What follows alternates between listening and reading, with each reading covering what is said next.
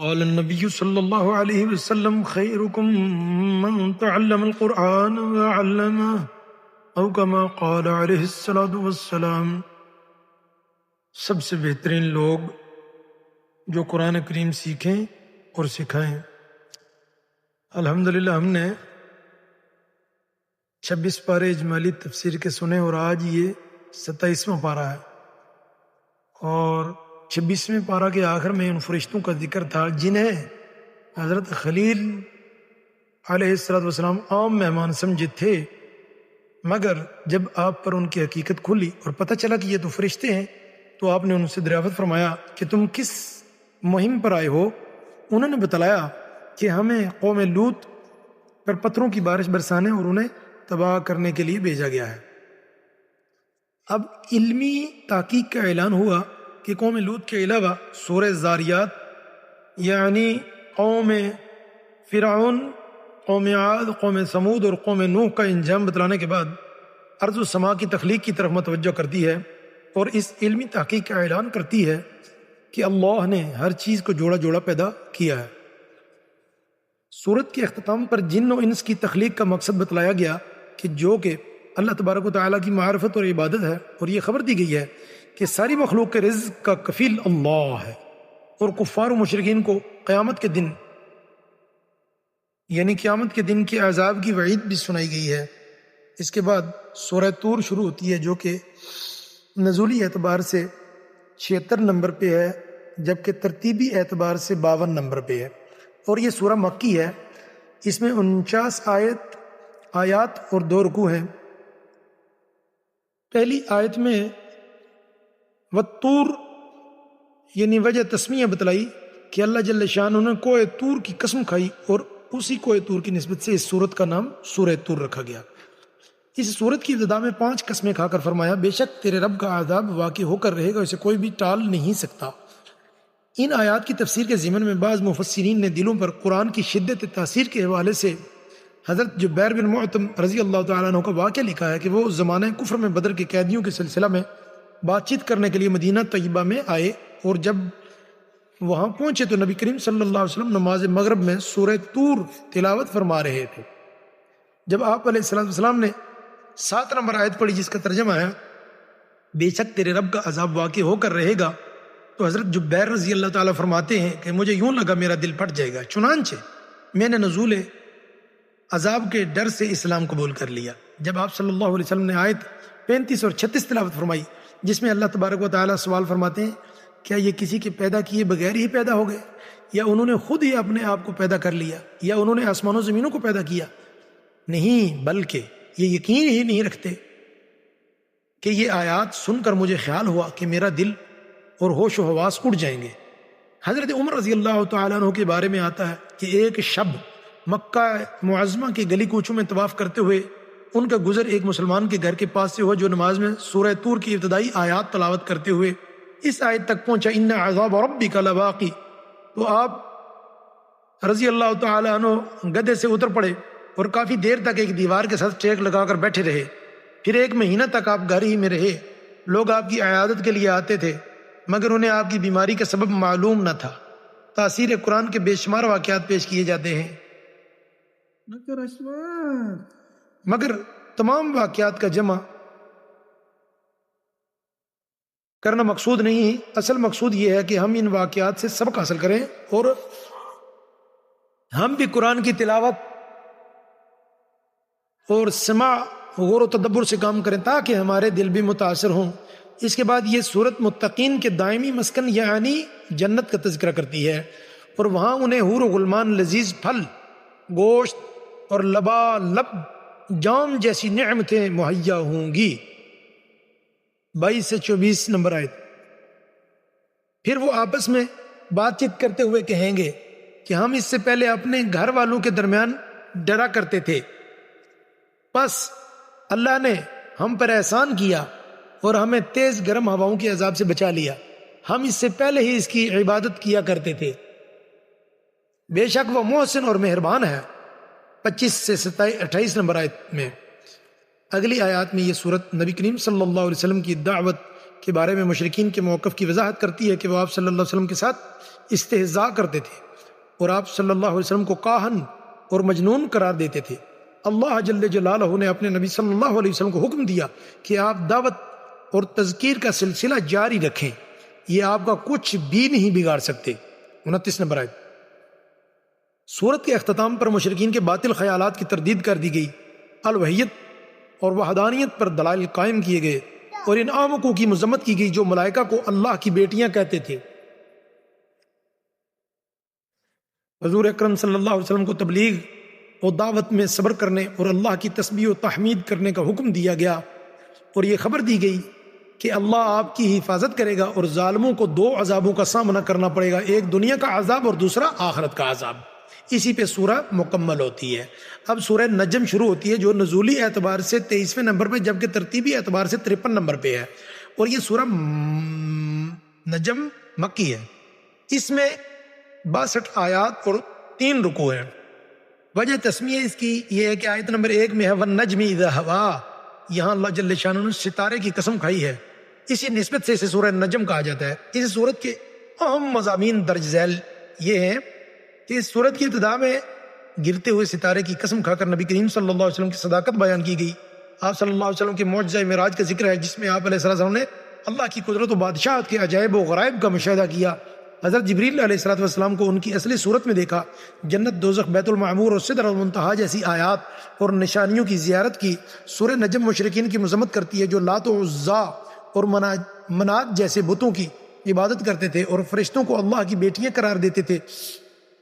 19 سے 23 نمبر آیت میں یہ سورت قیامت کا تذکرہ کرتی ہے جہاں نیک اور برے اعمال کا پورا بدلہ دیا جائے گا۔ متقین کے بارے میں بتلاتی ہے کہ وہ بڑے گناہوں اور بے حیائی کے کاموں سے بچتے ہیں۔ کفار کے بارے میں بتلایا گیا ہے کہ وہ اسلام سے اعراض کرتے ہیں۔ 32 سے 35 نمبر آیت میں ہے، اور یہ سورت بتاتی ہے کہ ہر شخص انفرادی طور پر اپنے اپنے اعمال کا ذمہ دار ہے، کسی کے گناہوں کا بوجھ دوسرے پر نہیں لادا جائے گا۔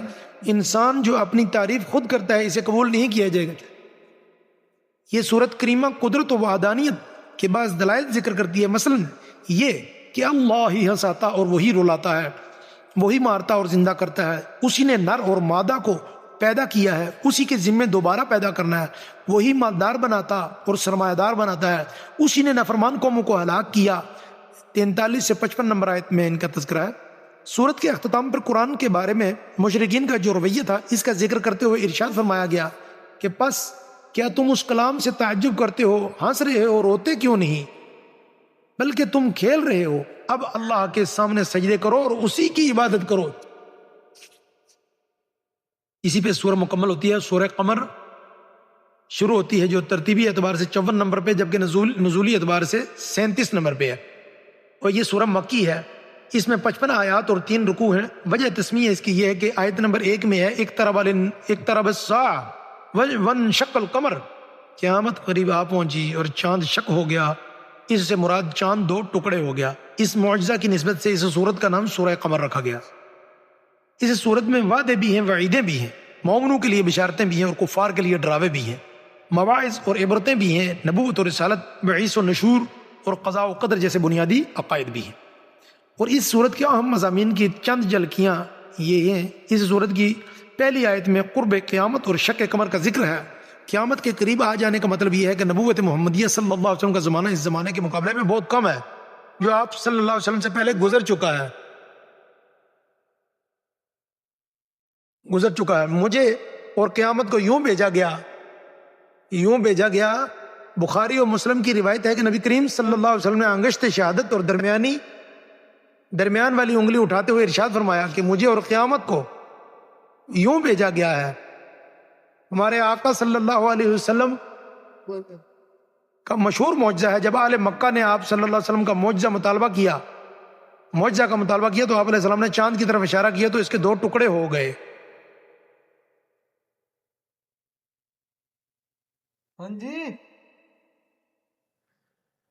لیکن جن کے مقدر میں ہدایت نہ تھی وہ کہاں ماننے والے تھے، اسی لیے فرمایا گیا اگر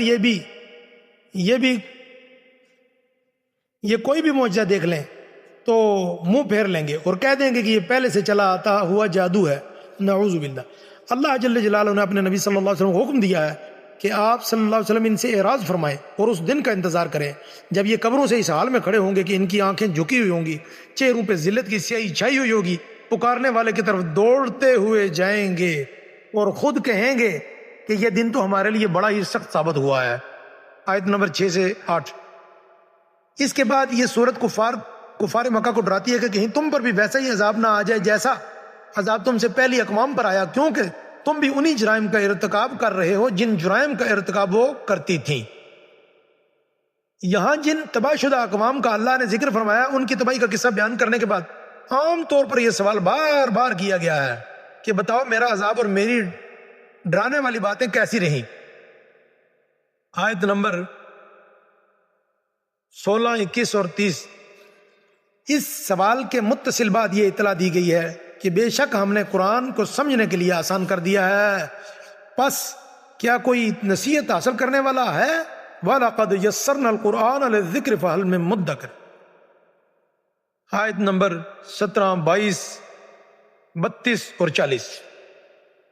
قرآن آسان ہونے کا مطلب یہ ہے کہ قرآن کے آسان ہونے کا مطلب یہی ہے کہ اسے پڑھنا، حفظ کرنا، اسے نصیحت حاصل کرنا، اس پر عمل کرنا بہت آسان ہے.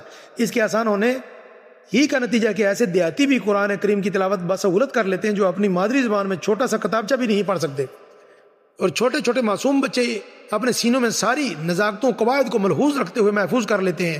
جب صاف دل والے اسے پڑھتے اور سنتے ہیں تو ان کی آنکھوں سے آنسو چھلک پڑتے ہیں اور دلوں میں عمل کا جذبہ بیدار ہو جاتا ہے. اور اس کے آسان ہونے کا مطلب ہرگز یہ نہیں کہ کس و ناقص اس کا مطالعہ کرنے کے بعد اس کی آیات سے مسائل استنباط کرنے لگے اور مجتہد بن کر بیٹھ جائے.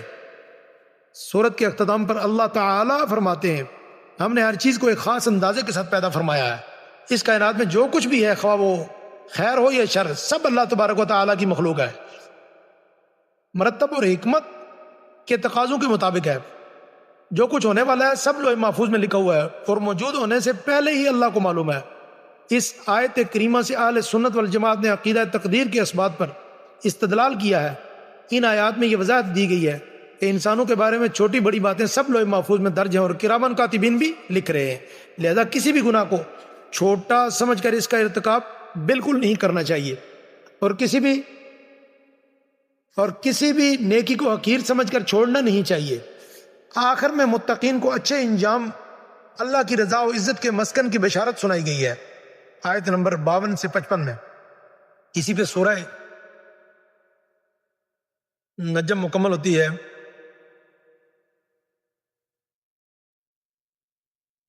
یہ سورہ قمر مکمل ہوتی ہے اور اب سورہ رحمان شروع ہوتی ہے، جو کہ نزولی اعتبار سے 97 نمبر پہ ہے اور ترتیبی اعتبار سے یہ 55 نمبر پہ ہے، اور یہ مدنی سورت ہے. سورہ رحمان مدنی ہے. اس میں 78 آیات اور 3 رکوع ہیں. وجہ تسمیہ اس کی یہ ہے، آیت نمبر 1 میں ہے الرحمن. یہ سورت اللہ جل شانہ کی صفت سے شروع ہو رہی ہے، اسی وجہ سے اس سورت کو سورت رحمان کہتے ہیں، سورہ رحمان. اس کا دوسرا نام عروس القرآن بھی ہے. حضرت علی کرم اللہ رضی اللہ تعالی عنہ سے مرفوع روایت ہے کہ نبی کریم صلی اللہ علیہ وسلم نے فرمایا ہر چیز کی عروس یعنی دلہن زینت ہوتی ہے، اور قرآن کریم کی عروس سورہ رحمان ہے. اس صورت میں باری تعالیٰ نے اپنی نعمتیں بیان فرمائی ہیں، جن میں سب سے پہلی نعمت قرآن کا اتارا جانا اور بندوں کو اس کی تعلیم دینا. یقیناً یہ نعمت کبریٰ ہے، کوئی مادی نعمت اس کا مقابلہ نہیں کر سکتی. ہر نعمت کا کوئی نہ کوئی بدل ہو سکتا ہے، لیکن قرآن کا بدل کوئی چیز بھی نہیں بن سکتی. اس کی ایک ایک آیت اور ایک ایک حرف دنیا و ما فیہا سے کہیں بہترین ہے.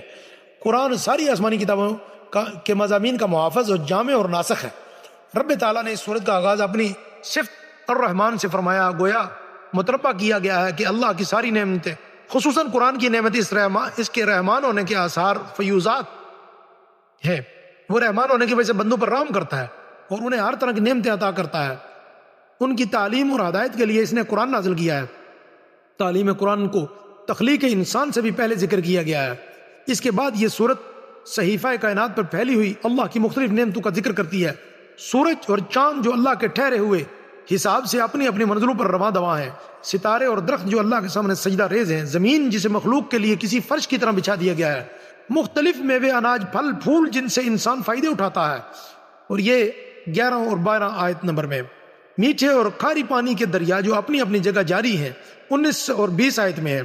وہ موتی اور مونگے جو ان دریاؤں سے نکالے جاتے ہیں. 22 نمبر آیت میں ہے. پہاڑوں جیسی بلندی اور پھیلاؤ رکھنے والے جہاز جو سمندروں میں چلتے ہیں اور حمل و نقل کے ذرائع میں سے کل بھی سب سے بہتر ذریعہ تھے اور آج بھی بہترین ذریعہ ہے. آیت نمبر 24 میں ہے. ان دنیاوی نعمتوں کے علاوہ اخروی نعمتوں اور عذابوں کا بھی سورۃ رحمان میں ذکر ہے. یعنی اخروی عذاب آگ کے وہ شعلے دھواں جن میں سانس لینا 2 بار ہو جائے گا. آیت نمبر 35. وہ جہنم کی آگ جس کی ایک چنگاری بھی انسان کو جلانے کے لیے کافی ہوگی. آیت نمبر 43. وہ کھولتا ہوا پانی جسے دوزخی مجبوراً پیئیں گے اور ان کی آنتڑیوں کو کاٹ کر رکھ دے گا. آیت نمبر 44. اخروی نعمتیں دوسری طرف اللہ سے ڈرنے والوں کے لیے گنجان ٹہنیوں اور شاخوں والے 2 سبز باغات ہیں. آیت نمبر 46. ان میں بہتے ہوئے چشمے ہیں. آیت نمبر 50. ہر قسم کے میووں کی 2 قسمیں ہیں. آیت نمبر 52. اور بچھے ہوئے قالین ہوں گے. آیت نمبر 76. اور دبیز اور ریشم کے تکیوں کے ساتھ جنتی ٹیک لگائے ہوئے ہوں گے. آیت نمبر 54. مذکورہ 2 باغات کے علاوہ 2 باغ اور بھی ہوں گے جو پہلے 2 باغوں سے کم تر ہوں گے. ان میں 2 چشمے ابل رہے ہوں گے. آیت نمبر 66. متنوع میوہ جات ہوں گے. آیت نمبر 48. شرم و حیا اور حسن و جمال کا پیکر حوریں ہوں گی. آیت نمبر 56. 31 بار جو ہے سوال کیا گیا ہے. دنیا اور آخرت کی یہ ساری نعمتیں ذکر کرنے کے بعد اللہ تبارک و تعالیٰ نے اس صورت میں 31 بار سوال کیا ہے. فَبِأَيِّ آلَاءِ رَبِّكُمَا تُكَذِّبَانِ. پھر تم اپنے رب کی کون کون سی نعمتوں کو جھٹلاؤ گے؟ اگر 2 4 یا 10 نعمتیں بھی ہوں تو ان کو جھٹلا سکتے ہو، مگر جہاں یہ حال ہو کہ نعمتیں حد و حساب سے بھی باہر ہوں تو انہیں جھٹلانا ناممکنات میں سے ہے. اب صورت کا تجزیہ کریں کہ اگر اس صورت کا تجزیہ کیا جائے تو معلوم ہوتا ہے کہ رب ذوالجلال نے ابتدا میں اپنی تخلیق کے عجائب اور مظاہر ذکر کیے ہیں اور ان کے ضمن میں یہ آیت فَبِأَيِّ آلَاءِ رَبِّكُمَا تُكَذِّبَانِ 8 بار آئی ہے. اس کے بعد جہنم اور اس کے عذابوں کا تذکرہ کرتے ہوئے 7 بار یہ آیت ذکر کی ہے. قرآن پر نظر رکھنے والے جانتے ہیں کہ جہنم کے دروازے بھی 7 ہیں، یعنی 8 7 جمع 8 برابر 15. پھر جنت کے باغات اور اہل جنت کا تذکرہ کرتے ہوئے 8 بار یہ آیت آئی. اتفاق سے جنت کے دروازے بھی 8 ہیں اور 8 جمع 15 برابر 23. تو آخر میں ایسے باغات کا ذکر ہے جو درجہ کے اعتبار سے پہلے باغات سے کم ہیں. ان باغات کے ضمن میں یہ آیت 8 بار آئی ہے. تو 8 جمع 23 برابر 31. تو جو شخص پہلی 8 آیت پر اعتقاد رکھے گا اور ان کے تقاضوں پر عمل کرے گا اسے باری تعالی جہنم کے سارے دروازوں بچا لے گا اور دونوں قسم کی جنتوں کا حقدار بنا دے گا. اب کجفامیوں کا جو اعتراض ہے وہ یہ اٹھایا اعتراض انہوں نے کہ جہنم اور جہنم کے عذاب کون سی نعمت ہے کہ ان کا ذکر کرتے ہوئے بھی بار بار سوال کیا گیا ہے. بتاؤ اپنے پروردگار کی کس کس نعمت کو جھٹلاؤ گے؟ اس کا جواب 2 طرح سے دیا گیا ہے. پہلا یہ کہ ظالم و سرکشوں نافرمانوں کو عذاب دینا اللہ کے عدل کا تقاضا اور مظلوموں کے حق میں رحمت اور نعمت ہے. دوسرا یہ کہ کفر و شرک فسق و فجور کا انجام ظہور سے پہلے ہی بندوں کو بتا دینا کریم اور رحیم ذات کا بڑا ہی احسان ہے. اب خطرہ اور مصیبت کی پیشگی جو اطلاع دی ہے وہ یہ کہ کیا یہ امر باعث تعجب نہیں کہ دنیا کے کسی خطرہ اور مصیبت کی پیشگی اطلاع دینے والے کو تو ہم اپنا محسن سمجھیں لیکن اس مالک کو محسن نہ سمجھیں جس نے ہمیں آخرت کے خطرات کے بارے میں دنیا ہی میں مطلع فرما دیا ہے، جبکہ دنیا کی زندگی آخرت کی زندگی کے مقابلے میں اور دنیا کے خطرات آخرت کے خطرات کے مقابلے میں کچھ بھی حیثیت نہیں رکھتے. تو سورت کے اختتام پر فرمایا کہ تیرے پروردگار کا نام بڑا ہی ببرکت ہے جو عزت و جلال والا ہے. اہل علم کہتے ہیں کہ اس نام سے مراد وہی نام ہے جس سے سورت کا آغاز ہوا تھا. گویا آخر میں دوبارہ اس طرف اشارہ کر دیا گیا ہے کہ ارض و سما کی تخلیق ہو یا جنت و دوزخ کا وجود، اس صورت میں جو کچھ بھی بیان ہوا ہے یہ سب اس رحمان کی رحمت کا نتیجہ ہے. سورہ رحمان مکمل ہونے کے بعد سورہ واقعہ شروع ہوتی ہے جو نزولی اعتبار سے 46 نمبر پہ ہے، ترتیبی اعتبار سے 56 نمبر پہ. وہ سورہ مکی ہے، اس میں 96 آیات اور 3 رکوع ہیں. وجہ تسمیہ اس کی آیت نمبر 1 میں ہے اذا وقعت الواقعہ، جب واقعہ ہونے والی واقعہ ہو جائے یعنی قیامت، تو اس واقعہ کی نسبت سے اس سورت کو سورہ واقعہ کہا جاتا ہے. اسے سورۃ الغنی بھی کہا جاتا ہے. غنا حضرت عبداللہ ابن مسعود رضی اللہ سے روایت ہے کہ جو شخص ہر رات سورہ واقعہ پڑھے گا اسے کبھی بھی فاقہ کا سامنا نہیں کرنا پڑے گا. واللہ عالم بالصواب. اب جب قیامت قائم ہوگی تو زمین میں زلزلہ برپا ہو جائے گا، پہاڑ ریزہ ریزہ ہو جائیں گے اور انسان 3 گروہوں میں تقسیم ہو جائیں گے. اصحاب الیمین جو کہ جنتی ہوں گے، اصحاب الشمال دوزخ میں جانے والے، اور سابقون خواص و مومنین جو نیکی کے کاموں میں دوسروں سے سبقت لے جاتے ہیں۔ انسانوں کو 3 گروہوں میں تقسیم کرنے کے بعد تفصیل کے ساتھ ان میں سے ہر ایک کی جزا بھی ذکر کی گئی ہے۔ اس کے بعد یہ صورت اللہ تعالیٰ کے وجود اور وحدانیت اور کمال و قدرت و دلائل قائم کرتی ہے اور بعیث و حساب کو ثابت کرتی ہے۔ وہ اللہ جو پانی کے قطرے سے انسان بنا سکتا ہے، مٹی میں ڈالے جانے والے بیج کو پودا اور درخت بنا سکتا ہے، بادلوں سے پانی برسا سکتا ہے اور درخت سے آگ پیدا کر سکتا ہے، وہ مردہ انسان کو بھی دوبارہ زندہ کر سکتا ہے۔ اپنی قدرت کے بیان کے بعد باری تعالیٰ نے اپنے کلام کی عظمت بیان کی ہے۔ اللہ نے ستاروں کے گرنے کی قسم کھائی ہے۔ اس قسم کے بارے میں اللہ خود فرماتا ہے کہ اگر تمہیں علم ہو تو یہ بہت بڑی قسم ہے، بہت بڑی قسم ہے، آیت نمبر 76 میں۔ اور یہ قسم کھا کر فرمایا بے شک یہ قرآن بہت بڑی عزت والا ہے، جو ایک محفوظ کتاب ہے، کتاب میں درج ہے، جسے صرف پاک لوگ چھو سکتے ہیں، یہ رب العالمین کی طرف سے اترا ہوا ہے۔ آیت نمبر 77 سے اور آیت نمبر 80۔ ستاروں کی قسم کو عظیم قسم قرار دیا، اللہ تعالیٰ نے ستاروں کی قسم کو عظیم قرار دیا تھا۔ آج سائنس کروڑوں ستاروں پر مشتمل دنیا کے بارے میں جن تحقیقات و عجائبات کا اظہار کر رہی ہے، ان سے پتہ چلتا ہے واقعی یہ بڑی قسم ہے۔ سائنس دان بتاتے ہیں کہ کائنات 500 ملین کہکشاؤں پر مشتمل ہے اور ہر کہکشاں میں 1 لاکھ ملین یا اس سے کم و بیش ستارے پائے جاتے ہیں، اور یہ ساری کہکشائیں مسلسل گردش کر رہی ہیں۔ چاند مسلسل گھوم رہا ہے، زمین اپنے محور پر 1000 میل فی گھنٹہ کی رفتار سے گھوم رہی ہے، سورج 6 میل فی گھنٹہ کی رفتار سے گردش کر رہا ہے۔ پھر ستاروں میں سے کسی کی گردش کی رفتار 8 میل فی سیکنڈ ہے، کسی کی 33 میل فی سیکنڈ، کسی کی 84 میل فی سیکنڈ۔ اگر یہ سیارے آپس میں ٹکرا جائیں تو تمام نظام عالم درہم برہم ہو جائے۔ اگر ان سیاروں کی رفتار میں فرق آ جائے تو ہمارے دن اور رات میں موسم بدل جائیں۔ ان جیسی تفصیلات کو سامنے رکھا جائے تو اندازہ ہوتا ہے کہ اللہ تبارک و تعالیٰ نے کتنی بڑی قسم کھائی ہے۔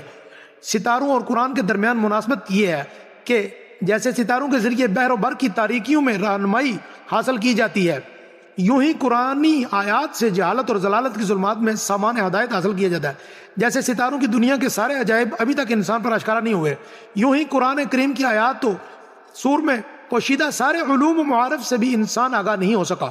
سورت کے اختتام پر اللہ تبارک و تعالیٰ فرماتے ہیں کہ انسانوں کے 3 گروہوں کے لیے جس جزا و سزا میں کی میں نے خبر دی ہے، یہ خبر سراسر حق اور قطعاً حقیقی ہے، پس تو اپنے عظیم الشان پروردگار کی تسبیح بیان کر۔ آیت نمبر 95 اور 96۔ سورت مکمل ہوتی ہے، سورہ حدید شروع ہوتی ہے جو کہ ترتیبی اعتبار سے 57 نمبر پہ ہے اور نزولی اعتبار سے 94 نمبر پہ ہے۔ مدنی سورت ہے یہ، اس میں 29 آیات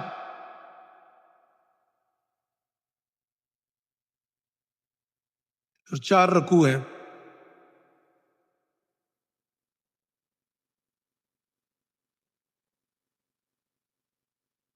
آیت نمبر 25 میں ہے وَأَنزَلْنَا الْحَدِيدَ فِيهِ بَأْسٌ شَدِيدٌ۔ حدید لوہے کو کہتے ہیں، چونکہ اس صورت میں اللہ نے لوہا پیدا کرنے کا ذکر فرمایا ہے، اس لیے اسے سورہ حدید کہا جاتا ہے۔ اس صورت میں بنیادی طور پر 3 مضامین مذکور ہیں۔ پہلا یہ کہ کائنات میں جو کچھ ہے سب اللہ کا ہے، وہی ہر چیز کا خالق مالک ہے، کائنات کی ہر چیز اس کی حمد اور تسبیح بیان کرتی ہے۔ انسان، حیوان، شجر و حجر، جن اور فرشتے، جمادات، نباتات، سب کے سب زبان حال اور زبان قال سے اس کی عظمت و کبریائی کا اقرار کرتے ہیں۔ جب کچھ نہیں تھا وہ تھا، جب کچھ بھی نہیں رہے گا وہ تب وہی ہوگا۔ ہر چیز پر غالب ہے، اس پر کوئی غالب نہیں آ سکتا۔ وہ ظاہر اتنا ہے کہ ہر چیز میں اس کی شان حوائدہ ہے، وہ باطن اور مخفی ایسا ہے کہ کوئی عقل اس کی حقیقت تک نہیں پہنچ سکتی اور حواس اس کا ادراک نہیں کر سکتے۔ دوسرا مضمون یہ ہے کہ اس صورت میں بیان ہوا ہے کہ اللہ اس کے رسول صلی اللہ علیہ وسلم پر ایمان لانے اور دین کی سربلندی کے لیے مال اور جان قربان کر دینے کا حکم دیا گیا ہے۔ انفاق فی سبیل اللہ کی ترغیب دیتے ہوئے ارشاد فرمایا کہ تمہیں کیا ہو گیا کہ تم اللہ کی راہ میں خرچ نہیں کرتے؟ حقیقت میں تو آسمانوں زمینوں کی میراث کا مالک اللہ ہی ہے۔ تمہاری موت کے بعد تمہارا مال و متاع، سیم و زر کا وہ اکیلا ہی وارث ہوگا۔ اور پھر ارشاد فرمایا کون ہے جو اللہ تعالیٰ کو اچھی طرح قرض دے، پھر اللہ تعالیٰ اسے اس کے لیے بڑھاتا چلا جائے اور اس کے لیے پسندیدہ اجر ثابت ہو جائے۔ انفاق فی سبیل اللہ کی ترغیب کے ساتھ ساتھ مخلص اہل ایمان اور منافقوں کا جو حال ہوگا اسے بیان کیا گیا ہے۔ پھر ایمان والوں کو جھنجھوڑنے والے انداز میں خبردار کیا گیا ہے کہ وہ منافقوں اور یہود و نصارہ کی طرح دنیا کی زندگی اور اس کی ظاہری کشش سے دھوکہ مت کھائیں۔ ارشاد ہوتا ہے کیا اب تک ایمان والوں کے لیے وہ وقت نہیں آیا کہ ان کے دل ذکر الہی سے اور جو حق اتر چکا ہے اس سے نرم ہو جائیں اور ان کی طرح نہ ہو جائیں جنہیں ان سے پہلے کتاب دی گئی، پھر جب ان پر ایک زمانہ دراز گزر گیا تو ان کے دل سخت ہو گئے اور ان میں سے بہت سے فاسق ہیں۔ جو اس صورت میں بیان ہوا ہے وہ یہ ہے کہ اللہ نے انسان کے سامنے دنیا کی زندگی کی حقیقت بیان کی ہے تاکہ وہ اس کی ظاہری زیب و زینت سے دھوکہ نہ کھائے۔ سمجھایا گیا ہے کہ دیکھو یہ دنیا سراب ہے، دھوکہ ہے، اللہ و لعب ہے۔ کم عقل لوگ مال و اولاد کی کثرت اور فخر کرتے ہیں، حسب و نسب کرتے ہیں، اپنی پوری زندگی ساری صلاحیتیں دنیا کا سامان جمع کرنے میں لگا دیتے ہیں۔ اس دنیا کی مثال اس کھیتی کی ہے جس کی سرسبزی تر و تازگی دیکھ کر کاشتکار خوش ہوتا ہے، دیکھنے والے رشک کرتے ہیں، پھر ایک وقت آتا ہے کہ کوڑا کرکٹ بن کر سب کچھ ہوا میں اڑ جاتا ہے۔ یہی دنیا کی زندگی کا حال ہے، یہ فانی ہے اور یہاں کی ہر چیز زوال پذیر ہے، لیکن آخرت کی زندگی دائمی ہے، وہاں کی نعمتیں ہمیشہ باقی رہنے والی ہیں۔ اللہ تعالیٰ ہم سب کو وہ نور نصیب فرمائے۔ اس لیے مسلمانوں کو حکم دیا ہے کہ اس کی مغفرت اور جنت کے حصول کے لیے دوڑ لگاؤ اور ایک دوسرے سے آگے بڑھنے کی کوشش کرو۔